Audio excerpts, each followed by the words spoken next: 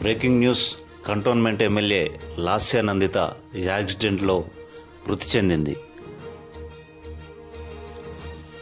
ఈ నెల 13న నల్గొండలో జరిగినటువంటి కేసీఆర్ బహిరంగ సభకు వెళ్లి తిరిగి వస్తుండగా పటాన్ చెరువు వద్ద డివైడర్ను ఢీకొట్టి యాక్సిడెంట్ జరిగింది. 10 రోజుల తర్వాత ఇక్కడ మృతి చెందినట్లుగా తెలుస్తూ ఉంది. ఇటీవల కాలంలో సాయన్న అనారోగ్యంతో గురై మరణించడం తెలిసిన విషయమే. తదుపరి బీఆర్ఎస్ నుంచి తన కూతురికి లాస్య నందితకు టికెట్ ఇవ్వడం జరిగింది. ఆమె నల్గొండ బహిరంగ సభకు వెళ్ళి తిరిగి వస్తుండగా ఈ ప్రమాదం జరిగింది.